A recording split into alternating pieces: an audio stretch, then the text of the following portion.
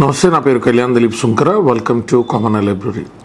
Seize ఫైర్కి సంబంధించి నా అభిప్రాయాన్ని తెలియజేస్తానని నేను కాక మొన్న పెట్టినటువంటి వీడియో కొనసాగింపులో చెప్పడం జరిగింది. స్ట్రైట్ టు ద పాయింట్, చాలా ఉద్వేగభరితంగా ఒక 26 మంది అమాయకులు మన భారత పౌరులు కేవలం విహారయాత్రకి వెళ్తే ముష్కర మోకల దాడిలో చనిపోతే భావోద్వేగానికి గురై యుద్ధం అనివార్యమైతే యుద్ధం చేద్దాం సార్, యుద్ధం చెయ్యండి సార్, మనం ఎంతకాలం ఇట్లాగా చేతులు కట్టు కూర్చుంటాం, శాంతి అనే ప్రబోధంతో ఉంటాం అని చెప్పి నేను వీడియో చేయడం జరిగింది. సరే, విభిన్నమైనటువంటి వ్యక్తులు వారికి ఉన్నటువంటి వాక్ స్వాతంత్రం రీత్యా చాలామంది సిపిఆర్ నారాయణ గారు లాంటి కూడా వెనకేసుకుంటూ వచ్చి యుద్ధం వద్దు, చర్చలు కావాలి అంటే ఎందుకు వద్దంటున్నావు, బాధ్యతాయుత న్యాయవాది అయి యుద్ధం అనేటువంటి మాట ఎందుకు పదే పదే మాట్లాడుతున్నావు అని చెప్పి కొంచెం ఎద్దేవా చేస్తా కమెంట్స్ కూడా చేయడం జరిగింది.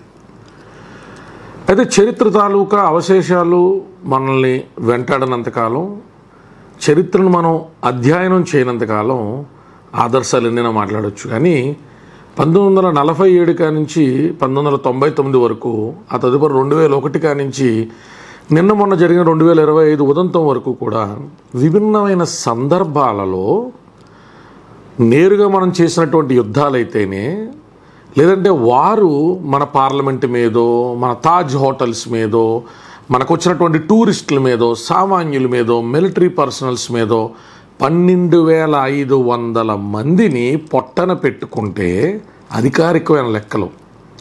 అంటే కేవలం మిలిటరీకి సంబంధించినటువంటి మన భారతదేశం బోర్డర్లో గస్తీ కాసేటువంటి నా కుటుంబాలకి సంబంధించినటువంటి మన ఫౌజ్, మన సోల్జర్స్ని పొట్టన పెట్టుకుంటే మరి నా భాష అలా కాకుండా ఇంకెలా వస్తుంది? 12,500 మంది ఎందుకు గొడవలు పెట్టుకుంటారు పాకిస్తాన్ వాళ్ళు అన్నా?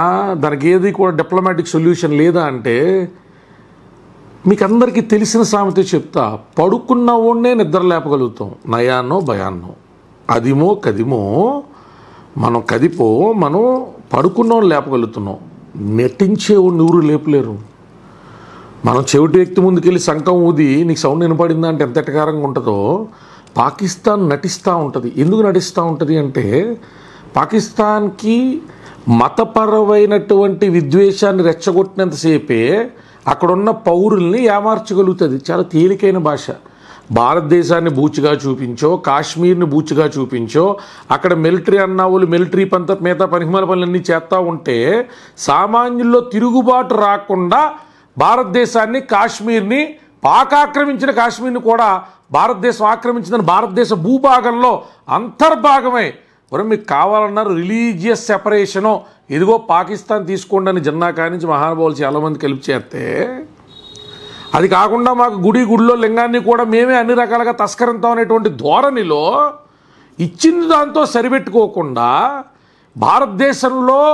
భారతదేశానికి సంబంధించి కిరీటంగా ఉండేటువంటి అతి శీతల ప్రాంతం, ప్రకృతి అందం ఇంత అందంగా ఉంటుందని చెప్పేటువంటి ప్రాంతం మీద కన్నేసి అక్కడున్న యువకుల మనసులు కూడా కలుషితం చేసి ఒక రాక్షస క్రీడకి తెరలేపినటువంటి ఆ నపుంసక జాతి నా కొడుకులకి పాకిస్తాన్లో మన వాళ్ళకి ఏం అర్థం అవుతుంది అంటే, ఏం అర్థం కాదు, ఇంకా అర్థం కాకూడదు అని వాళ్ళు గోడగట్టుకు బతుకుతారు. కాబట్టి డిప్లొమాటిక్ చర్చలు చాలాసార్లు జరిగినాయి, చాలామంది నాయకుల సమక్షంలో జరిగినాయి. కానీ అవి సఫలీకృతం కావు. ఇప్పుడు కాదు, ఇంకో 100 ఏళ్ళకి కూడా కావు. ఎందుకు కావు అంటే వాళ్ళకి ఇష్టం లేదు. సఫలీకృతం అయిపోయి భారతదేశంతో ప్రాబ్లం సాల్వ్ అయిపోయింది అనుకోండి, తెల్లారి పొద్దు నుంచి గవర్నెన్స్ ఫెయిల్యూర్ ఏంట్రా అని ఒక పాకిస్తాన్ సామాన్యులు అడిగడం కూడా నా కొడుకు సమాధానం చెప్పాలి. ఏంట్రా ఈ టెర్రరిస్టులు పెంచి పోషించడం ఏంట్రా, ఈ ప్రాక్సీ వార్లు ఏంట్రా పనికిమాల కొడకలని అడగడం సమాధానం చెప్పాలి. ఈ ఆయుధాలు ఏంట్రా పనికిమాలని చైనా వాడు తుప్పట్టిని మీరు కూడా కొట్టినారేంట్రా అన్నారనుకో, వీటి సమాధానం చెప్పాలి. ప్రత్యేకంగా యుద్ధం వచ్చినప్పుడు ఆడేదో పంపిస్తున్నాంట్రా, అంతకుముందు మరి ప్రజల డబ్బులతో కొన్నాయని ఏంట్రా అంటే సమాధానం చెప్పాలి. నానాటికి నాసిరకంగా తయారవుతున్న పాకిస్తాన్ పార్లమెంట్ వ్యవస్థ ఏంటంటే అక్కడ ఉన్న పాకిస్తాన్ పౌరుడికి సమాధానం చెప్పాలి. ప్రాబ్లం సాల్వ్ అయిపోతే పనికిమాల ఎలా బతుకుతారు అక్కడ. కాబట్టి పాకిస్తాన్ సమస్య 2 రకాలుగా మాత్రమే పరిష్కారం వద్ది. ఒకటి, పాకిస్తాన్ సామాన్యమైన ప్రజలు కూడా అక్కడ ఉన్న మిలిటరీ ఇన్వాల్వ్మెంట్తో కూడినటువంటి వ్యవస్థ మీద తిరుగుబాటు చేసినప్పుడు, గడాఫీ లాంటి ఉరికించి కొట్టినట్టు, ఎట్లా లాంటి బంకర్లోనే ఆత్మహత్య చేసుకున్నట్టు చేసినట్టు, అలా తిరుగుబాటు వచ్చి ఓ బలూచిస్తాన్ లాగా పాకిస్తాన్ కూడా రకరకాల మొక్కలైపోతే ప్రపంచానికి పెట్టిన పీడ వదిలిపోవాలి. లేదా భారతదేశం లాంటి దేశం చైనా లాంటి వాటి యొక్క కుయుక్తులను తట్టుకుంటా అమెరికా లాంటి ద్వంద్వ వైఖరి కలిగినటువంటి మిత్రుడు కాదు శత్రువు కానటువంటి వ్యక్తులను తట్టుకుంటా పాకిస్తాన్ మీద యుద్ధం చేసి మాత్రమే దీనికి పరిష్కారం ఉంటుంది. అందుకని చరిత్రను పరిశీలిస్తే, చరిత్ర ఆనవాళ్ళు చూస్తే మనం కోల్పోయిందంతా మనం ఎవరి జోలికి వెళ్లకుండా మన మానాన మనం ఉన్న ప్రత్యర్థి వాడు నపుంసకత్వాన్ని దాచుకోవడం కోసం లేని మొగతనాన్ని అద్దుకుని అలుముకుని మన మీదకి ఆక్రమించడానికి వస్తూ ఉంటే, మన సామాన్యులు బలికోరుతూ ఉంటే యుద్ధం శరణం గచ్చామి అని చెప్పాల్సినటువంటి పరిస్థితి. మరి ఈరోజు గౌరవ ప్రధానమంత్రి వర్యులు ఖచ్చితంగా ఆయన తీసుకున్నటువంటి నిర్ణయం ద్వారా ఎయిర్ బేస్లో కానీ వాటర్ బేస్లో కానీ మన ఆధిపత్యాన్ని కనబరిచాం. ఖచ్చితంగా మన 26 మందికి ధీటైనటువంటి కోల్పోయినటువంటి 26 మంది ప్రాణాలకి ధీటైనటువంటి జవాబు చెప్పాం. బట్ యుద్ధం కొనసాగించుంచాలి అన్నప్పుడు మరి అక్కడ ఉన్నటువంటి డిప్లొమాట్స్ కానీ భారతదేశ ప్రధానమంత్రి కానీ ఇది యుద్ధానికి సమయం కాదనో, ఖచ్చితంగా మన రిటాలియేషన్ అనేటువంటిది సౌండ్ గుడ్గా లార్జ్గా ఉన్నది కాబట్టి ఇంకొకసారి ఇట్లాంటివి జరిగితే అప్పుడు ఏదైనా నిర్ణయం తీసుకుందామనో, లేదా ఈ లోపల ప్రతి డిప్లొమాటిక్ విషయాన్ని బయట పెట్టరు కాబట్టి ప్రస్తుతానికి సీజ్ ఫైర్ ఇరువైపులా కాల్పులు అనేటువంటి విరమించుకుని తర్వాత ఏదైనా కాలక్రమంలో నిర్ణయం తీసుకుంటారనో వేచి చూడాల్సినటువంటి పరిస్థితి. కానీ నేను మాత్రం గౌరవ ప్రధానమంత్రి గారిని ఈరోజు కూడా కోరుకుంటున్నా, sir if it is not now it is never. నవ్వు అంటే ఈ సంవత్సరం అని కాదు సార్, నవ్వు అంటే 2025 2026 అని కాదు సార్, బట్ ఈ తలనొప్పికి మాత్రం శాశ్వత పరిష్కారాన్ని తీసుకోవాలి సార్. ప్రజలందరికీ మనం తేటతెల్లంగా చెప్పాలి సార్.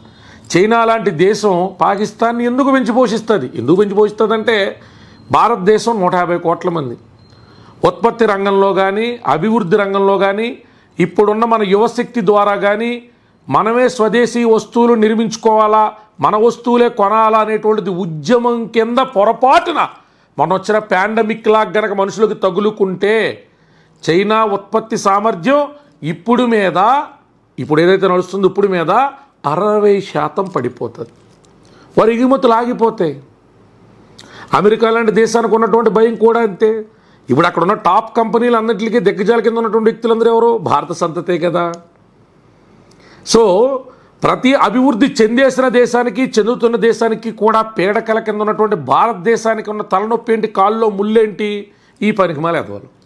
కాబట్టి directly or indirectly international funds ఇప్పిస్తా ఏమీ తెలియనట్టు మళ్ళీ మన దగ్గరకు వచ్చిన అంగనాచి కబుర్లు అమెరికా చెప్పినా, పాకిస్తాన్ని డైరెక్ట్గా బలపరుస్తా, ఎయిర్ బేస్ కూడా అమ్మయ్య ఇండియాకి సంబంధించిన కామ్యూట్ అన్నింటి విషయాల్లో కూడా ట్రేడ్ని అడ్డుకోవాలంటే మనం పాకిస్తాన్ ఏదో సునోపనకు ఒక్క బిస్కెట్లు వేసినట్టు వేసేయాలని చెప్పి చైనా చేసినా, టర్కీ లాంటి దేశాల బొమ్మలాట్లు కట్టినా, ఎవరెన్ని చేసినా భారతదేశంలో ఉన్నటువంటి యువశక్తి, భారతీయుల యొక్క చొరవ, ఎంటర్ప్రైజింగ్ స్కిల్స్ ఇవి గనక పొరపాటున made in India make in ఇండియాయే మన జీవితానికి తార్కాణమని నిర్ణయం తీసుకుంటే జరిగేటువంటి పర్యవసానాల భయంతోనే.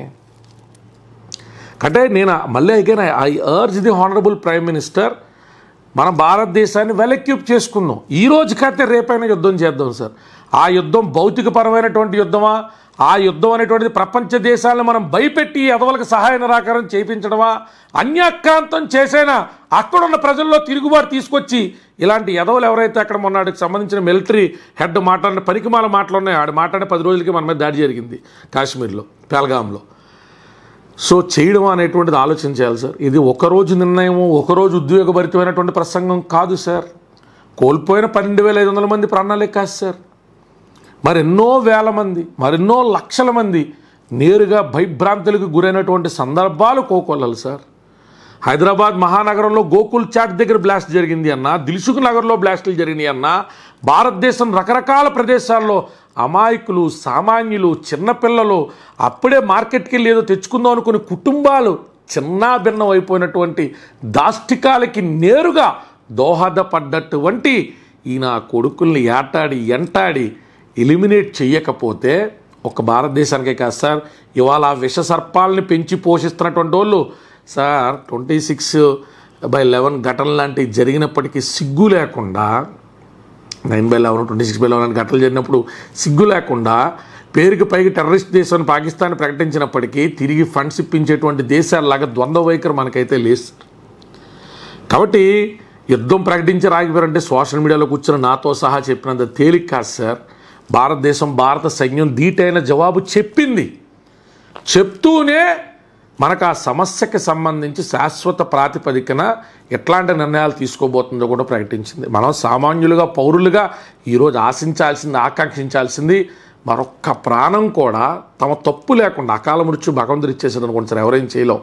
కాకపోతే మానవ తప్పిదాల వల్ల మన తోటోడి ప్రాణం కోల్పోతున్నాం అనేటువంటిది చాలా బాధగా ఉంటుంది సార్. కాబట్టి అక్కడికి వెళ్ళినటువంటి వ్యక్తికి మళ్ళీ ఒకసారి కాశ్మీర్ వెళ్ళాలంటే మొన్న 26 మంది ప్రాణాలు పోయిన తర్వాత ఖచ్చితంగా ఒక 5-6 సంవత్సరాల పాటు ఆ ప్రభావం ఉంటుంది సార్. ఆహ్లాదకరమైన వాతావరణంలో భయంతో బిక్కుబిక్కుమంటూ జీవించే పరిస్థితి రాకూడదు సార్. భారతదేశంలో పౌరుడు ప్రొఫెసర్ అంబేద్కర్ లిఖించినటువంటి రాజ్యాంగ స్ఫూరితంగా స్వేచ్ఛా స్వతంత్రాలతో తిరగాలి సార్. ఆ స్వేచ్ఛా స్వతంత్రాలు అనేటువంటి ఆ ఫ్రీడమ్ టు లైఫ్ అనేటువంటిది ఒక అగంతకుడో ఒక ముష్కరమోకో వాడి చేతిలో ఉన్నటువంటి ఆయుధం వల్ల భయపడి హననం జరిగేటువంటి పరిస్థితి ఉండకూడదు సార్. కాబట్టి ఇప్పటికీ మనం retaliation sound good and large ఉన్న లార్జర్ వేలో పాకిస్తాన్కి పర్మనెంట్ చెక్ పెట్టడానికి మాత్రం ప్రభుత్వం, మన కేంద్ర ప్రభుత్వం కానీ రాష్ట్ర ప్రభుత్వాలు కానీ ఇది టాప్ ప్రయారిటీ కింద తీసుకెళ్ళాలి సార్. ఎప్పుడైనా ఒక ఉదంతం జరిగినప్పుడు, ఏదైనా ఒక హత్య జరిగినప్పుడు, లేదంటే ఇలాంటి ఒక మారణ హోమం జరిగినప్పుడే కాకుండా మన టాప్ ప్రయారిటీ టాప్ 5 లిస్టులో ఖచ్చితంగా సస్టైనబుల్ డెవలప్మెంట్ మన దేశానికి ఎంత ఇంపార్టెంటో, ఇంపోర్ట్స్ అనేటువంటివి తగ్గించి ఎక్స్పోర్ట్స్ పెంచుకోవడం ఎంత ఇంపార్టెంటో, నేషనల్ జీడిపి ఎంత ఇంపార్టెంటో, పర్ క్యాపిటల్ ఇన్కమ్ ఎంత ఇంపార్టెంటో, మనం కన్వెన్షనల్ సోర్సెస్ అన్కన్వెన్షనల్ సోర్సెస్ మీద డిబేట్ పెట్టుకోవడం ఎంత ఇంపార్టెంటో, గ్లోబల్ వార్మింగ్ విషయంలో తగ్గుముఖం పడడానికి భారతదేశం కాంట్రిబ్యూట్ చేయడం ఎంత ఇంపార్టెంటో, మనం యానిమల్ హస్బెండరీని డెవలప్ చేసుకోవడంతో పాటు మన కంట్రీకి ఉన్నటువంటి కోస్టల్ కారిడార్ని భద్రపరచుకోవడం ఎంత ఇంపార్టెంటో, మనమే కాకుండా వైల్డ్ లైఫ్ ప్రొటెక్షన్ ఎంత ఇంపార్టెంటో, భారతదేశానికి ఇలాంటి చాలా ఇంపార్టెంట్ అంశాలతో ప్యారలల్గానే కాస్త పైనే పాకిస్తాన్ ఇండియా కాన్ఫ్లిక్ట్ కూడా దాన్ని సమస్య పోయేటట్టు చూడడం కూడా అంతే ఇంపార్టెంట్ సార్. కోల్పోయినటువంటి ప్రతి జవాన్ ప్రాణం మన ఆగస్టు 15కి సెల్యూట్ కొట్టడంతో ఆగకూడదు సార్. కోల్పోయినటువంటి ప్రతి జవాన్ ప్రాణం కేవలం ఒక చిన్న రిటాలియేషన్ దగ్గర ఆగకూడదు సార్. కోల్పోయినటువంటి మన ప్రతి పౌరుడు ప్రాణం ఒక 100 మందిని మనం చంపడంతో ఆగకూడదు sir. It have to continue and I hope and I wish it will continue answering back to this nation who doesn't have basic ethics as human beings. నా ఆకాంక్ష అది సార్. ఖచ్చితంగా పోరాటం నిరంతరం కొనసాగాల. పోరాటం బాంబులేయడమో గన్నులు కాల్చడమో కాకుండా, అక్కడితో ఆగకుండా మరింత పటిష్టకరమైనటువంటి విజిలెన్స్ వ్యవస్థను పెంచుకోవడం, మరింత శాటిలైట్ ఆధారితమైనటువంటి ఇమేజింగ్ మన మిలిటరీకి, మన ఇంటెలిజెన్స్కి కూడా మనం సహకరించేటువంటి విధంగా బడ్జెట్లు అలొకేట్ చేసుకోవడం, అత్యాధునికమైనటువంటి వెపన్స్ని మన మిలిటరీ పర్సనల్స్కి అందించగలగడం, వాళ్ళు ప్రొటెక్ట్ చేసుకోవడానికి కావాల్సిన ఆర్మర్స్ కానించి, వాళ్ళు ట్రావెల్ చేయడానికి కావాల్సిన ఫాస్టెస్ట్ జెట్స్ కానించి, వాళ్ళకి ఇవ్వాల్సిన ఫెసిలిటీస్ వరకు నెంబర్ వరకు కూడా పెంచుకుంటే వెళ్తాం.